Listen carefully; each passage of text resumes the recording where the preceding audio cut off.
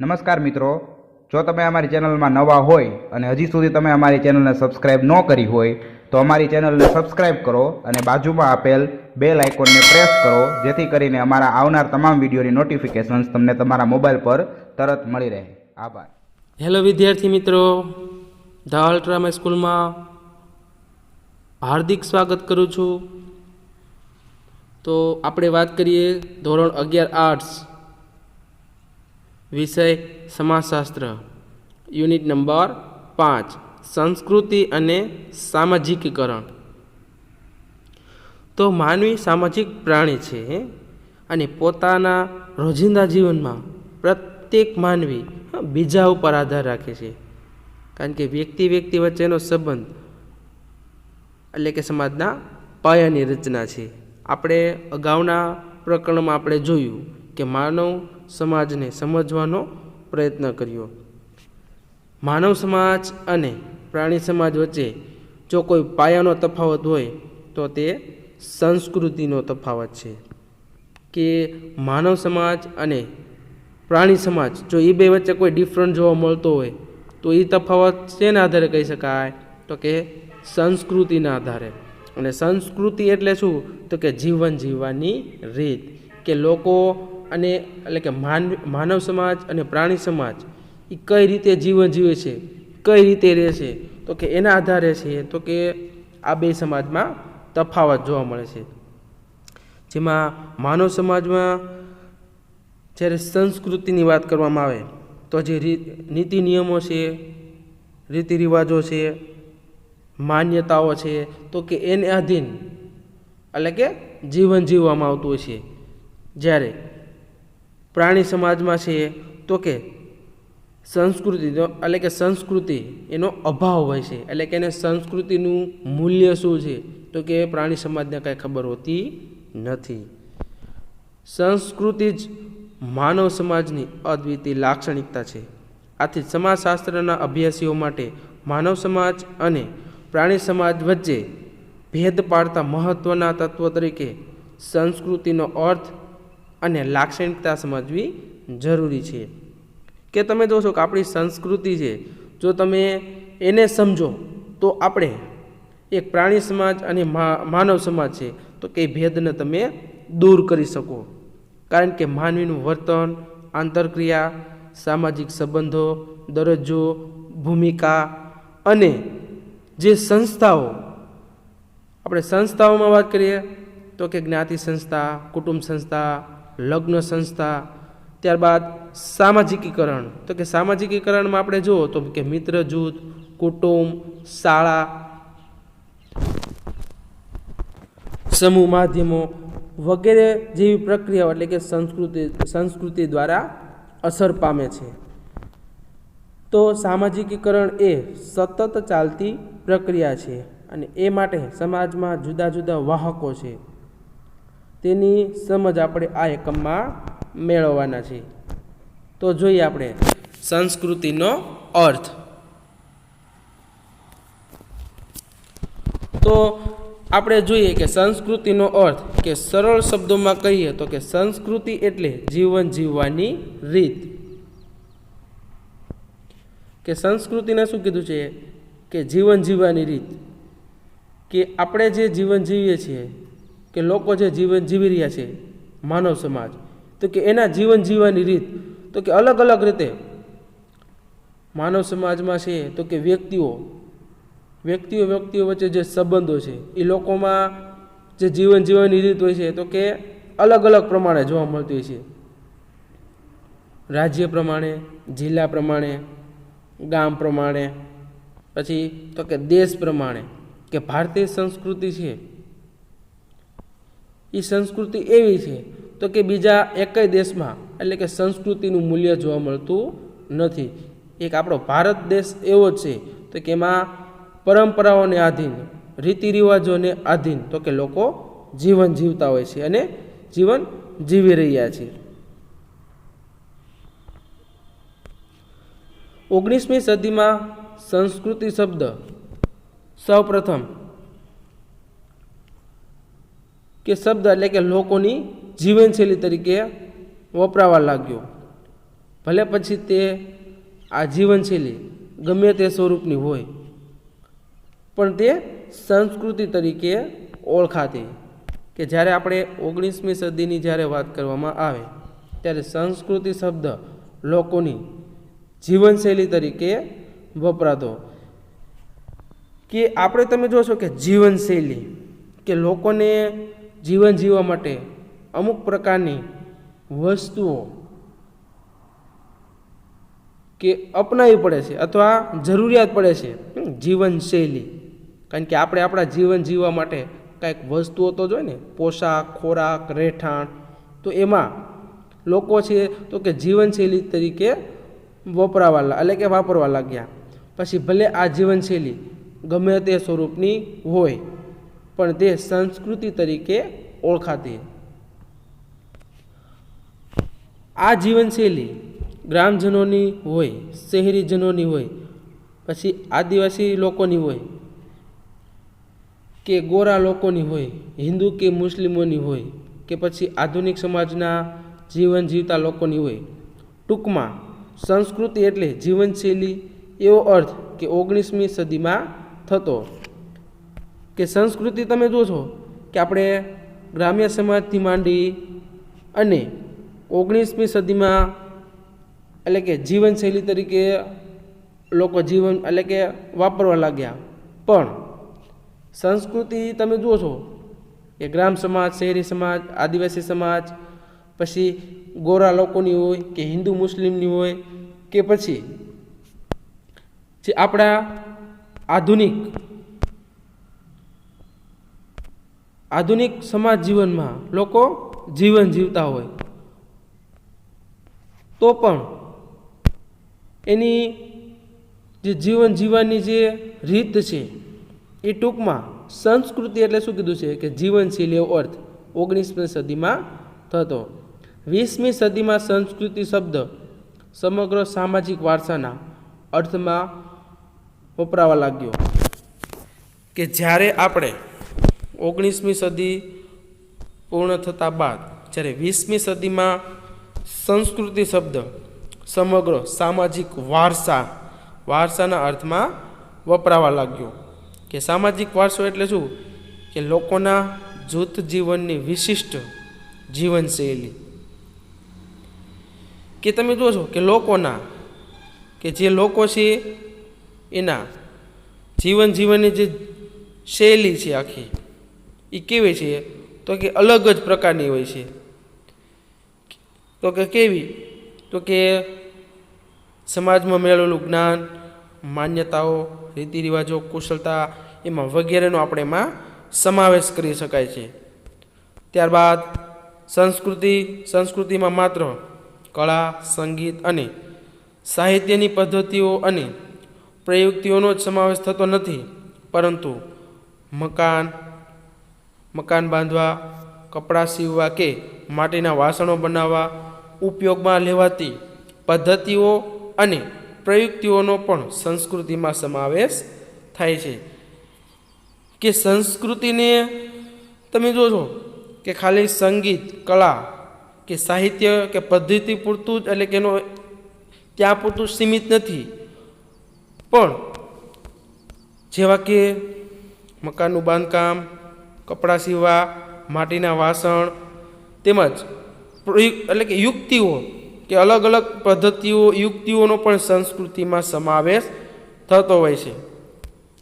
કે જે લોકો છે અલગ અલગ પ્રકારે માટીના વાસણ બનાવે છે, અલગ અલગ પ્રમાણે આપણા જે પોશાક, કપડાનું જે સીવણ કામ થાય છે, પછી જે આપણા મકાનના બાંધકામ થાય છે, એમાં પણ આવા અલગ અલગ પદ્ધતિઓને એક સંસ્કૃતિમાં સમાવેશ કરવામાં આવે છે.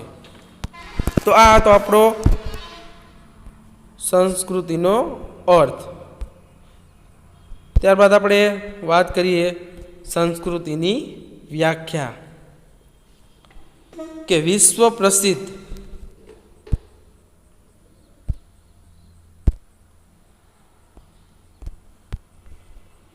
માનવશાસ્ત્રી મેલિનોવ્સ્કી એના મત પ્રમાણે સંસ્કૃતિ એટલે શું કે એની વ્યાખ્યા આપતા જણાવે છે કે સંસ્કૃતિ એ વારસામાં મળેલા,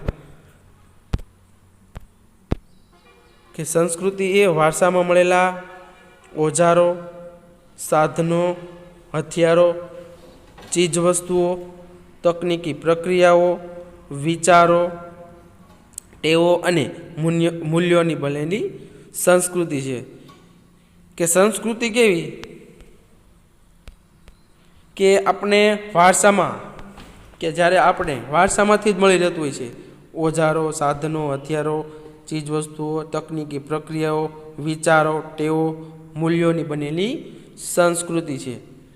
કે આપણે જ્યારે આપણો જન્મ થાય છે તો આપણા વારસામાં જ, જન્મતાની સાથે જ આપણા વારસામાં જ આપણે છે તો કે આપણી સંસ્કૃતિ આપણે મળી રહેતી હોય છે, કે એનું મૂલ્ય આપણે જન્મતાની સાથે જ મળી રહેતું હોય છે.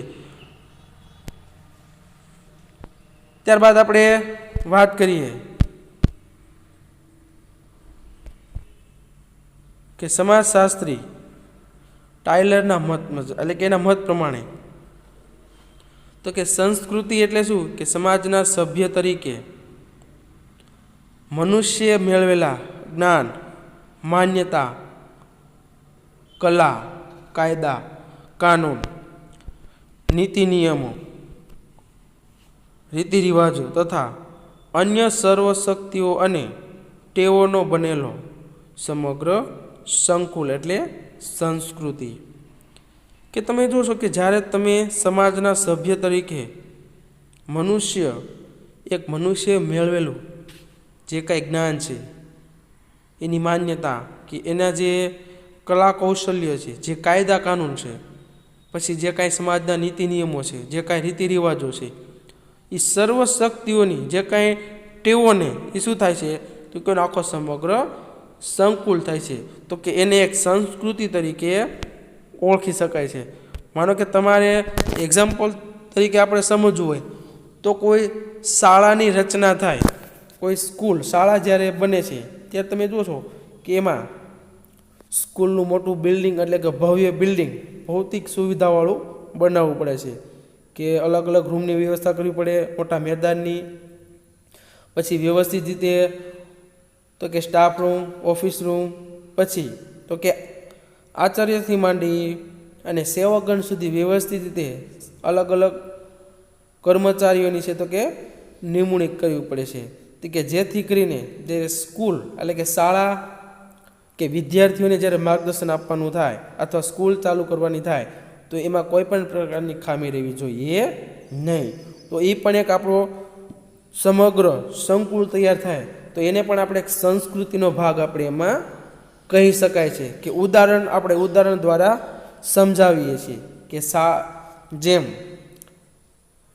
સમાજશાસ્ત્રી ટાયલરે કીધું છે કે તમારે સમાજના સભ્ય તરીકે મનુષ્ય જે મેળવેલા જ્ઞાન, માન્યતા, કલા, કાયદા કાનૂન, નીતિ નિયમો, રીતિ રિવાજો તથા અન્ય સર્વ શક્તિઓ અને ટેવોનો બનેલો સમગ્ર સંકુલ એટલે સંસ્કૃતિ. તો જ્યારે શાળા એટલે શું, કે શાળાની વાત કરવામાં આવે તો એમાં પણ અલગ અલગ રીતે આચાર્ય, શિક્ષક, ઓફિસ કર્મચારી, સેવકગણ તેમજ વિદ્યાર્થીઓ, તો આ બધાના સમગ્ર સંકુલથી એક શાળાની આપણે રચના અથવા એની સ્થાપના કરી શકાય છે. તો આ હતું આપણી સંસ્કૃતિની વ્યાખ્યા.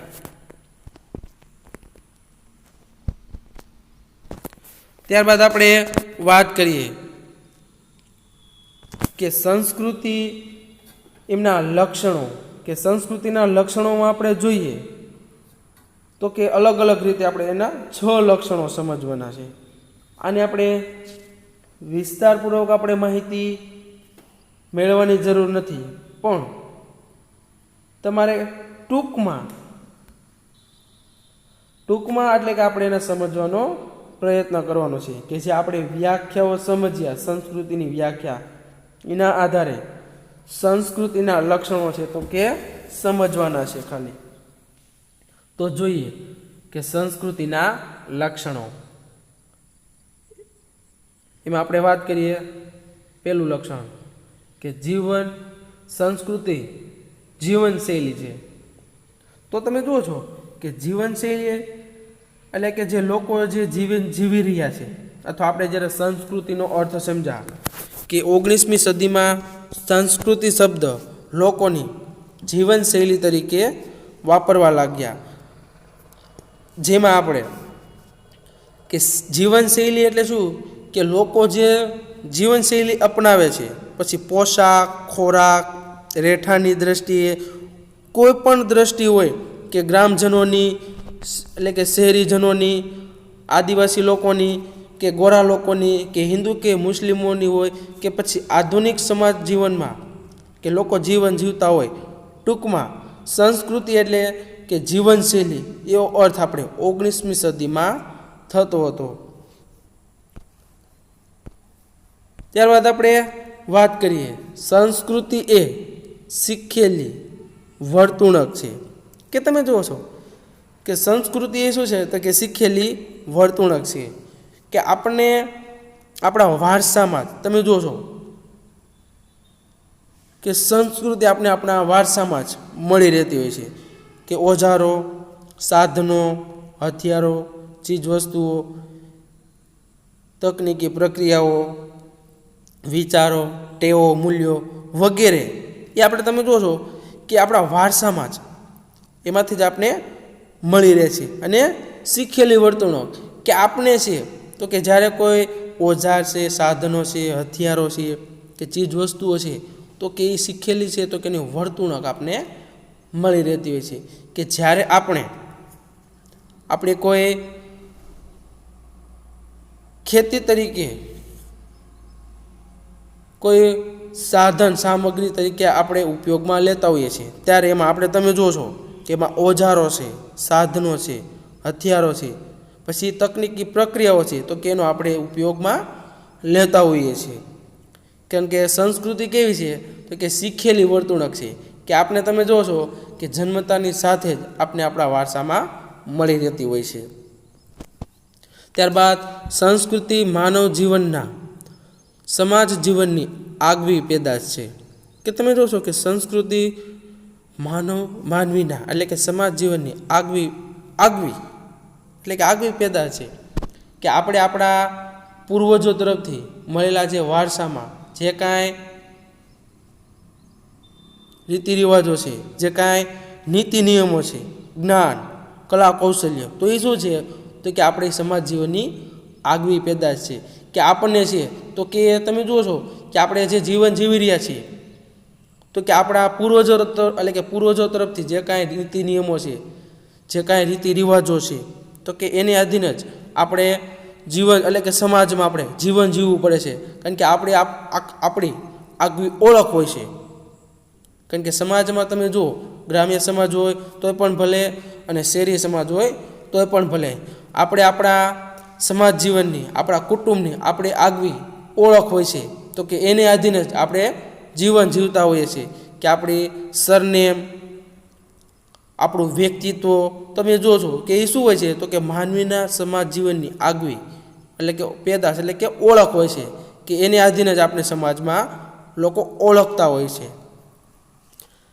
ત્યારબાદ આપણે વાત કરીએ સાતત્ય.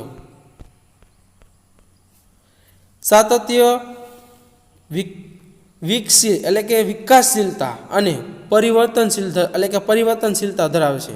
કે સાતત્ય તો એટલે શું કે ટકાવી રાખવું, અને વિકાસશીલતા એટલે કે એનો વિકાસ કરવો કે જે આપણે ટકાવી રાખ્યું છે કે આપણા પૂર્વજોએ જે ટકાવી રાખ્યું છે કે જે ધન સંપત્તિ છે એને ટકાવી રાખી છે તો એમને આપણે વિકાસશીલતા તો કે આપણે એને થોડુંક આગળ લઈ જઈએ કે આપણા જે પૂર્વજોએ જે કાંઈ આપણી પ્રોપર્ટી છે, જે કાંઈ મિલકત છે એને જે ટકાવી રાખ્યું છે તો એમાં આપણે શું કરવાનું છે, એમાં તો કે વિકાસશીલતા તો કે આપણે એમાં આગળ વધવાનું છે, નહીં કે આપણે પાછળ જવાનું છે.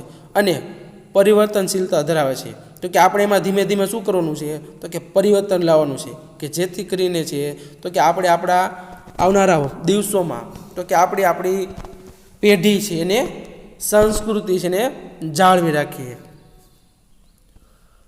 સંસ્કૃતિ હસ્તાંતરિત થઈ શકે છે કે તમે જુઓ છો કે સંસ્કૃતિ કેવી છે તો કે હસ્તાંતરિત, કે જ્યારે આપણે સંસ્કૃતિમાં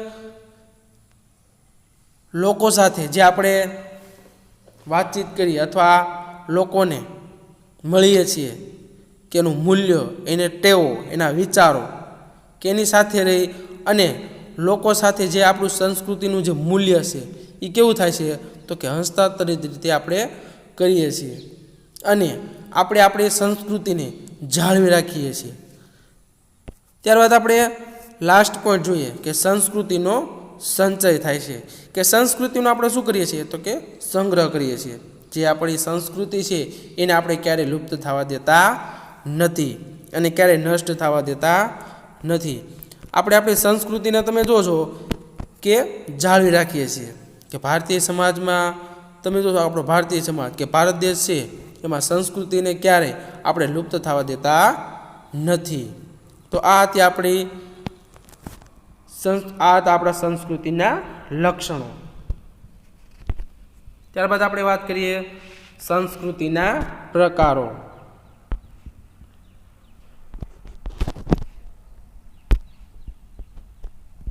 કે માનવ સમાજના બૌદ્ધિક, આધ્યાત્મિક અને કલાત્મક વારસાને આપણે સમાજની સંસ્કૃતિ તરીકે ઓળખીએ છીએ. સમાજશાસ્ત્રી ઓગરબર્ન સંસ્કૃતિને 2 પ્રકારમાં વહેંચે છે. કે જ્યારે આપણે પ્રશ્ન પૂછે કરે કે સંસ્કૃતિના લક્ષણો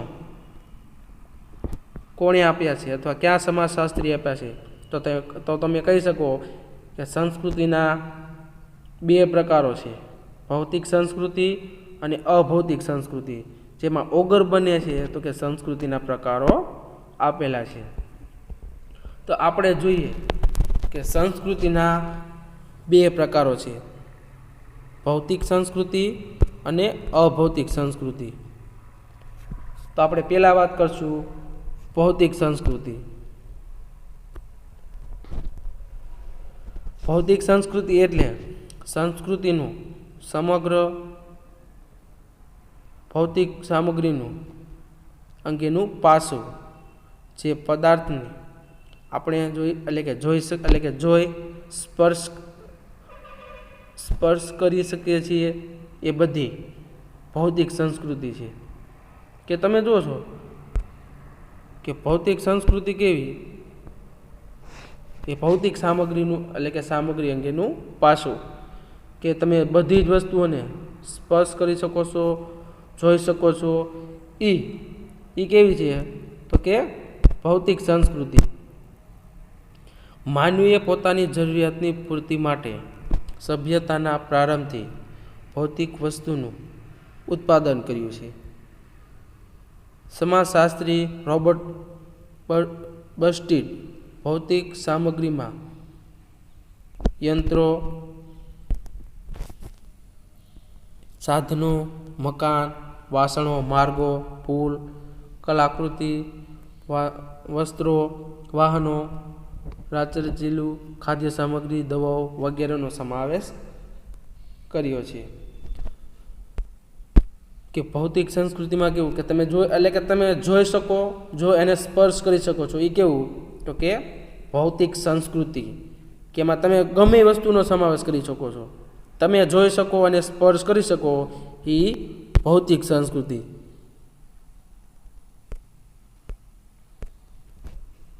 માનવીના અસ્તિત્વમાં આ બધી ભૌતિક સંસ્કૃતિ બધી ભૌતિક સામગ્રી મહત્વનો ભાગ ભજવે છે. આ સામગ્રી પ્રાપ્ત કરવા માનવી પ્રયત્ન કરે છે. કે તમે જુઓ છો કે જે આ બધી જ વસ્તુઓ છે તો કે માનવી શું કરે છે તો કે બધી સામગ્રીને પ્રાપ્ત કરવા માનવી શું કરે છે તો કે પ્રયત્ન કરે છે. આ પ્રયત્નોના કારણે બીજા માનવીઓ સાથે તેના સંબંધો મજબૂત બને છે. કે એ જે માનવી આ વસ્તુ મેળવવાનો પ્રયત્ન કરે છે તો કે તેના કારણે શું થાય છે તો કે માનવી કે બીજા માનવી વચ્ચેના સંબંધો કેવા થાય છે તો કે ગાઢ કે મજબૂત બને છે. કે જેથી કરીને છે તો કે લોકોમાં માનવી વચ્ચેના સંબંધો છે તો કે એકદમ ગાઢ બની જાય છે. લોકો સાથે નિકટતાના સંબંધો જોવા મળે છે. તો આ હતી આપણી ભૌતિક સંસ્કૃતિ. ત્યારબાદ આપણે વાત કરીએ અભૌતિક સંસ્કૃતિ.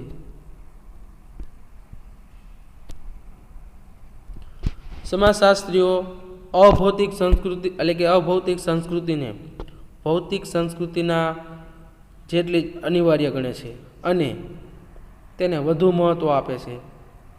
અભૌતિક સંસ્કૃતિ એવા તત્વોની બનેલી છે કે જેમને ભૌતિક અસ્તિત્વ હોતું જ નથી. તેને બે વિભાગ એટલે કે તેને બે પેટા વિભાગોમાં વિભાજન કરી શકાય છે. અભૌતિક સંસ્કૃતિ કેવી કે કુદરતમાંથી જે કાંઈ વસ્તુઓ બનાવવા માટે તો કે ચોક્કસ પ્રકારના અમુક સાધનોનો ઉપયોગ કઈ રીતે બનાવવું તે અંગેનું જ્ઞાન. તો આપણે અભૌતિક સંસ્કૃતિમાં પણ એને પેટા બે વિભાગોમાં વિભાજન કરે છે. તો જોઈએ બોધાત્મક અને ધોરણાત્મક. એમાં આપણે વાત કરશું પહેલાં બોધાત્મક અભૌતિક સંસ્કૃતિ. કે બોધાત્મક સંસ્કૃતિ એટલે કુદરતમાંથી કૃતિઓ બનાવવા માટે કોઈ ચોક્કસ સાધનનો ઉપયોગ કઈ રીતે કરવો તે અંગેનું જ્ઞાન. કે બોધાત્મક સંસ્કૃતિ કેવી કે કુદરતમાંથી બનાવવા માટે કોઈ ચોક્કસ સાધનો ઉપયોગ કઈ રીતે કરવો તે અંગેનું જ્ઞાન. કે આપણે તમે જોશો કે કુદરતીમાંથી આપણે અલગ અલગ પ્રકારની જે વસ્તુઓ મળે છે તો કે એ વસ્તુઓને જે કૃતિઓ બનાવવા માટે કે જે આપણે આપણી સમકક્ષ ભૌતિક રીતે જે વસ્તુઓ જે આપણે કીધી કે સાધનો, મકાનો, વાસણો, માર્ગ, પુલ, વસ્ત્રો, ખાદ્ય સામગ્રી, એ બધી વસ્તુઓ છે તો કે એ કુદરતમાંથી જે કૃતિઓ બનાવવા માટે કોઈ ચોક્કસ સાધનનો ઉપયોગ કઈ રીતે કરવો તે અંગેનું જ્ઞાન. કે આપણે તમે જુઓ છો કે આપણે બારી બારણા છે, પોશાક છે, પછી ખોરાક છે, તો કે આ બધું આપણે ક્યાંથી મળે છે તો કે કુદરત પાસેથી, જંગલમાંથી. એ જંગલમાં જે કાંઈ વસ્તુ કુદરતી રીતે છે એમાં કૃતિ બનાવવા માટે તો કે તમે જોશો એમાં અલગ અલગ પ્રકારે ચોક્કસ સાધનનો ઉપયોગ થાય છે તે અંગેનું જ્ઞાન એટલે બોધાત્મક સંસ્કૃતિ. ત્યારબાદ આપણે વાત કરીએ ધોરણાત્મક. કે ધોરણાત્મક સંસ્કૃતિ એમના નિયમો, મૂલ્યો, માન્યતાઓની તેમજ વિચારો અને વસ્તુઓ પર સમાજે લાદેલા આમ કરો અને આમ ન કરો અંગેના નિર્ણયોની બનેલી હોય છે. કે ધોરણાત્મક એટલે કેવું કે આપણે તમે જોશો કે ઘણીવાર એના નિયમો હોય છે કે જ્યારે આપણે મ્યુઝિયમમાં જઈએ છીએ ત્યારે તમે જોશો કે અમુક એના નિયમો હોય છે કે કોઈ વસ્તુને છે તો કે તમારે સ્પર્શ નથી કરવાનો, તો કે તમારે ત્યાં ફોટા નથી પાડવાના, આમ કરો, આમ ન કરો તે અંગેના નિર્ણયો એટલે કે ત્યાં બનેલા જ હોય છે અથવા બનાવેલા હોય છે. કે લોકોને છે જ્યારે ધોરણાત્મક રીતે નીતિ નિયમોને આધીન રહેવું પડે છે. કે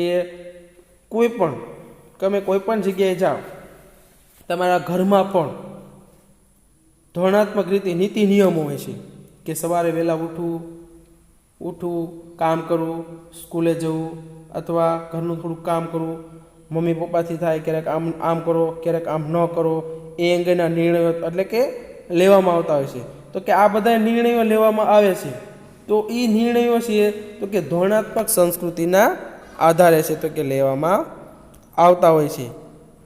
તો આ હતા આપણા સંસ્કૃતિના પ્રકારો, જેમાં ભૌતિક સંસ્કૃતિ, અને અભૌતિક સંસ્કૃતિ આપણે જોઈએ. અને અભૌતિક સંસ્કૃતિમાં પણ આપણે એના પેટા વિભાગો જોયા, બોધાત્મક અને ધોરણાત્મક. લોકો, લોકરીતિઓ, રૂઢિઓ, નિષેધો, કાયદાઓ વગેરે કેટલાક અગત્યના ધોરણો છે. લોકરીતિઓ એટલે સમાજે સાહજિક રીતે સ્વીકારેલી અને સમાજમાં ચલણી બની ગયેલી વર્તન વ્યવહારની પદ્ધતિ. કે તમે જોશો લોકરીતિઓ કે લોકોએ સાહજિક રીતે સ્વીકારી લીધું છે કે સમાજમાં જે કાંઈ વર્તન વ્યવહારો છે એની જે પદ્ધતિઓ અપનાવી લીધી છે. કે આપણે તમે જોશો કે ઘણીવાર આપણે એક્ઝામ્પલ તરીકે જોઈએ તો કે કોઈને આવકાર આપવા માટે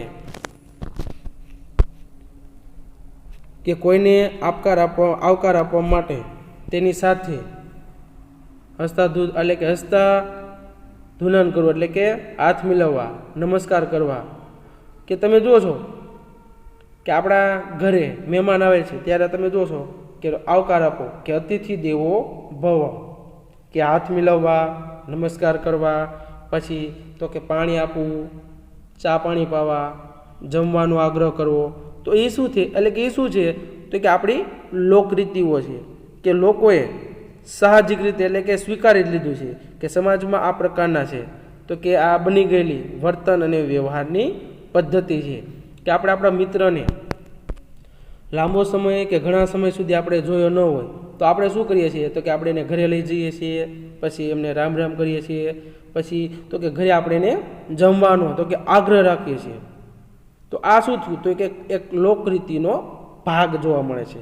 ત્યારબાદ આપણે વાત કરીએ રૂઢિ.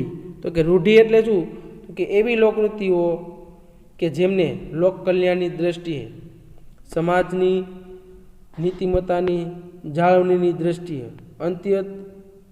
અત્યંત મહત્ત્વ એટલે કે આપવામાં આવે છે. દાખલા તરીકે ભાઈ બહેનના લગ્નને અનૈતિક ગણવાનું ધોરણ સમાજે સ્વીકારેલી રૂઢિ છે.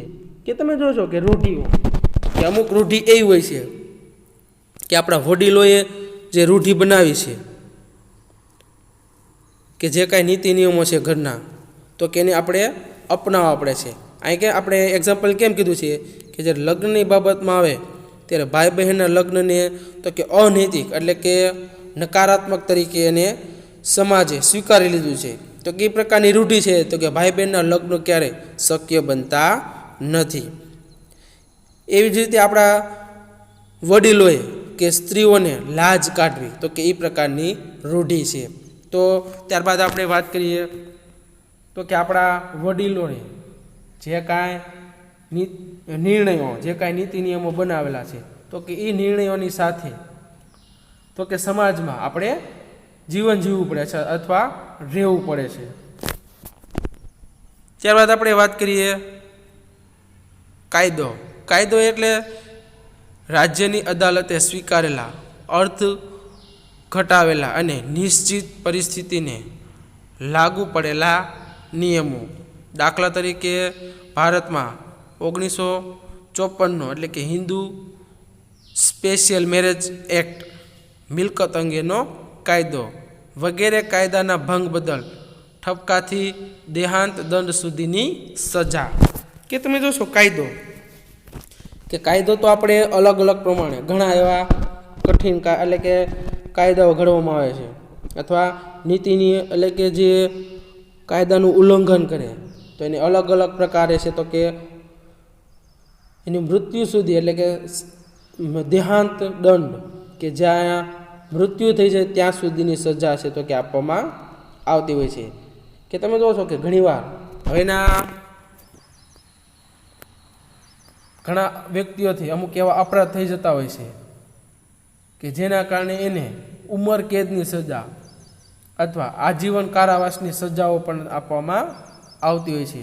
કે કોઈ વ્યક્તિ કાયદાનો ભંગ કરે તો એ કાયદાના ભંગ બદલ એને કઠોર સજાઓ છે તો કે આપવામાં આવતી હોય છે.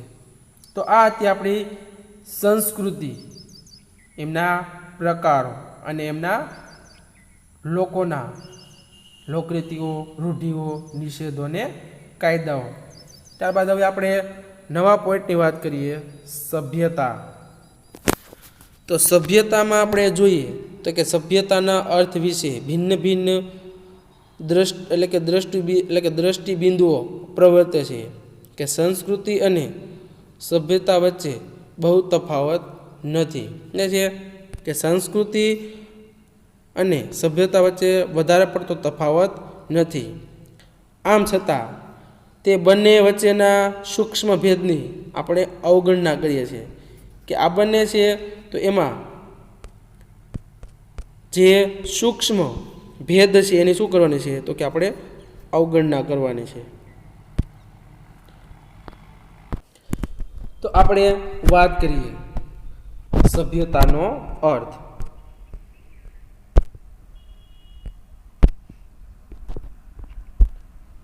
કે સંસ્કૃતિ એટલે જીવન જીવવાની રીત, જેમાં જ્ઞાન, માન્યતા,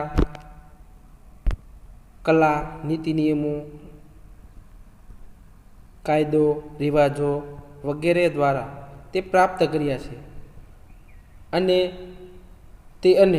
સભ્યતા એટલે પ્રાપ્ત કરેલી જીવનને લગતી એવી બધી જ બાબતોનો જથ્થો અને સામાજિક વ્યવસ્થા જે માનવીને માનવેતર સમાજથી અલગ પાડે છે.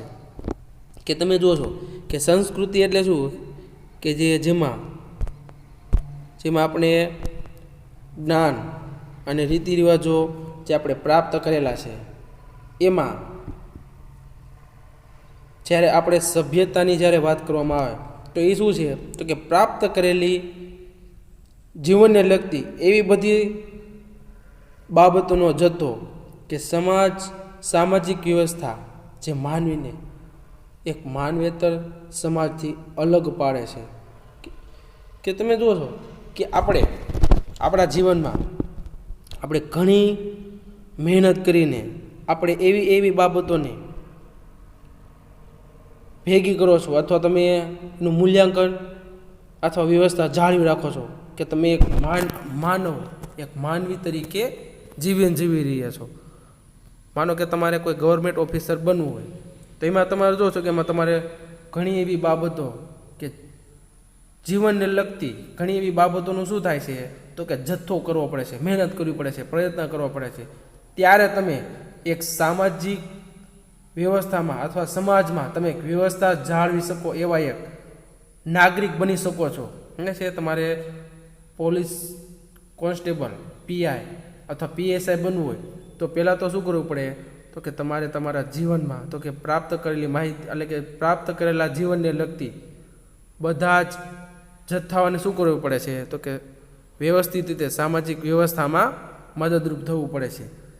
તમે મદદરૂપ થાવ અને એ જથ્થાને વ્યવસ્થિત રીતે જીવનમાં ઉપયોગમાં લાવો, ત્યારબાદ શું થાય તો કે માનવીને એક માનવતા સમાજથી અલગ પાડશે. તો કે તમને એક માનવતા સમાજથી તમને શું થાય છે તો કે અલગ પાડશે. જેમાં દાખલા તરીકે સિંધુ ખીણની સભ્યતા કે આપણા ભારતીય સંસ્કૃતિમાં તમે જો છો કે અલગ અલગ પ્રમાણે જે લોકો જે જીવન જીવી ગયા છે, પછી એ જીવન બાદ તમારા જીવનની સાથે જ લોકો તમારા જીવનને અપનાવશે. એક્ઝામ્પલ તરીકે આપણે વાત કરીએ કે નરેન્દ્રભાઈ મોદી કે આપણા વડાપ્રધાન કે એ જે જીવન જીવી રહ્યા છે તો એ એટલે કે જે એના જીવનમાં શું થાય તો કે પ્રાપ્ત કરેલી જીવનને લગતી એવી બધી જ બાબતોનો જથ્થો જે સામાજિક વ્યવસ્થામાં શું કરે છે તો કે મદદરૂપ થાય છે અને માનવીને એક માનવતા સમાજથી અલગ પાડે છે. એવી જ રીતે આપણે વાત કરીએ કે આપણા મહાત્મા ગાંધીજી કે જેમણે જીવનમાં ઘણા સંઘર્ષ મહેનત કરીને અને જે પ્રાપ્ત કરેલું જે જીવન છે એમાં બધી જ બાબતોનું શું થાય છે તો કે જથ્થો ભેગો કરી અને સમાજને એક આપણા ભારત દેશને આઝાદી અપાવવામાં એક માનવી તરીકે અને માનવેતરને એવા સમાજથી શું કર્યો છે તો કે અલગ પાડ્યો છે. સમજાય છે? તો આપણે આપણા જીવનને એવું બનાવવાનું છે કે માનવેતર સમાજથી અલગ પાડવાનો છે અને એક આપણે માનવી તરીકેનું જીવન જીવવાનું છે. સંસ્કૃતિ અને સભ્યતા વચ્ચેનો તફાવત રજૂ કરતા સમાજશાસ્ત્રી મેકાવર જણાવે છે કે સમાજના મૂલ્યાત્મક સર્જનો એ સંસ્કૃતિ છે. દાખલા તરીકે સાહિત્ય, શિલ્પો, કલા વગેરે આપણે જે છીએ તે સભ્યતા અને આપણી પાસે જે છે એ છે તે સંસ્કૃતિ. કે તમે જુઓ છો કે આપણી પાસે સાહિત્ય, શિલ્પ, કલા જે આપણી પાસે જે આપણે જે છીએ તે શું છે તો કે સભ્યતા. કે આપણા માતા પિતા આપણી પાસે જે છે એ શું છે તો કે આપણી સભ્યતા. અને આપણા જે બાળકો છે એ શું છે તો કે આપણી સંસ્કૃતિ. સમજાય છે કે આપણે આપણા બાળકો છે એ આપણી સંસ્કૃતિને જાળવી રાખે છે. અને આપણા માતા પિતા છે તો કે આપણા સભ્યતા કે આપણા કુટુંબનું આખું માળખું છે તો કે જાળવી રાખે છે. આમ આપણે સભ્યતાની જ્યારે વાત કરવામાં આવે ત્યારે અભ્યાસ એટલે કે સભ્યતાની પ્રક્રિયાથી નિશ્ચિત હેતુઓ સિદ્ધ કરવા માટેની રીતિઓનો વિકાસ થાય છે. દાખલા તરીકે પ્રાચીન સમયમાં માણસો અગ્નિ સળગાવવા માટે પથ્થરોનો ઉપયોગ કરતા હતા, જ્યારે આધુનિક માનવી અગ્નિ પ્રગટાવવા માટે દીવાસળી કે લાઇટરનો ઉપયોગ કરે છે. કે તમે જુઓ છો કે જ્યારે સભ્યતાની પ્રક્રિયા એટલે કે નિશ્ચિત હેતુ એટલે કે સિદ્ધ કરવા માટેની રીત એટલે કે જે રીતિઓનો વિકાસ થાય છે. કે સભ્યતા શું હોય છે કે એના નિશ્ચિત હેતુઓ છે તો કે એને સિદ્ધ કરવા માટે એની જે રીતિ એટલે કે રીતિઓ છે એનો વિકાસ થાય છે. તો કે કઈ રીતે તો કે દાખલા તરીકે પ્રાચીન સમયમાં માણસો શું અગ્નિ સળગાવવા માટે પથ્થરોનો ઉપયોગ કરતા હતા છે. તો હવે આધુનિક સમયમાં માનવી છે તો કે અગ્નિ પ્રગટાવવા માટે દીવાસળી કે લાઇટરનો ઉપયોગ કરવા લાગ્યા છે અથવા ઉપયોગમાં લેવામાં આવે. તો કે અહીં પથ્થરો તથા દીવાસળી સાધનો તરીકે ઓળખાય છે અને અગ્નિ એટલે કે ઉદ્દેશ્ય છે. આમ અગ્નિ પ્રગટાવવા માટે પથ્થરમાંથી દીવાસળીનો વિકાસ થયો અને આ વિકાસમાંથી માનવોને મેળવેલો સંતોષ તેને સભ્યતા કહેવામાં આવે છે. કે તમે જુઓ છો કે જે અગ્નિ પ્રગટાવવા માટે પથ્થરમાંથી દીવાસળીનો એટલે કે વિકાસ થાય છે, તો આ વિકાસમાંથી માનવીઓએ મેળવેલો સંતોષ તેને સભ્યતા તરીકે ઓળખવામાં આવે છે. કે આપણે જેમાંથી આપણો સંતોષ વિકાસ થાય, દીવાસળી હોય તોય પણ ભલે, પછી પરિવહન કે આપણે જ્યારે પ્રાચીન સમયમાં માણસો હાલીને જતા અથવા ઘોડે સવારી તો એ પ્રમાણે એટલે કે એ પ્રકારે ચાલીને જતા હતા. જ્યારે આધુનિક સમયમાં તો કે માનવી વાહન વ્યવહાર એટલે કે 2 વ્હીલ 4 વ્હીલ લઈને જતા એટલે કે જાય છે. તો કે એનો તાત્પર્ય શું છે તો કે માનવીએ તો કે વિકાસમાંથી માનવીને જે મેળવેલો સંતોષ એટલે સભ્યતા તરીકે ઓળખવામાં આવે છે. માનવીએ પોતાની સ્થિતિ સુધારવા માટેના પ્રયાસમાં કલા કૌશલ્ય એટલે કે ટેકનિકી અને ભૌતિક સાધનો જેવી ઉપયોગી વસ્તુઓના જે કરેલા વિકાસનો સભ્યતામાં સમાવેશ થાય છે. ત્યારબાદ આપણે વાત કરીએ સભ્યતાનું કાર્યક્ષેત્રો. કે સભ્યતાના કાર્યક્ષેત્રને 2 વિભાગમાં જેને વિભાજન કરી શકાય છે: યાંત્રિક સંગઠન અને સામાજિક સંગઠન. ક્યારેક પ્રશ્ન પૂછાય કે સભ્યતાના કાર્યક્ષેત્રને કેટલા વિભાગમાં વિભાજન કરી શકાય અથવા એના સભ્યતાના કાર્યક્ષેત્રના 2 વિભાગો છે તેના ક્યાં વિભાજનો પાડવામાં આવેલા છે. તો આપણે કહી શકાય કે યાંત્રિક સંગઠન અને બીજું સામાજિક સંગઠન.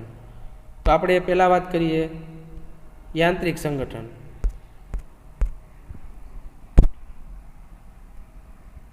યાંત્રિક સંગઠનમાં ભૌતિક તથા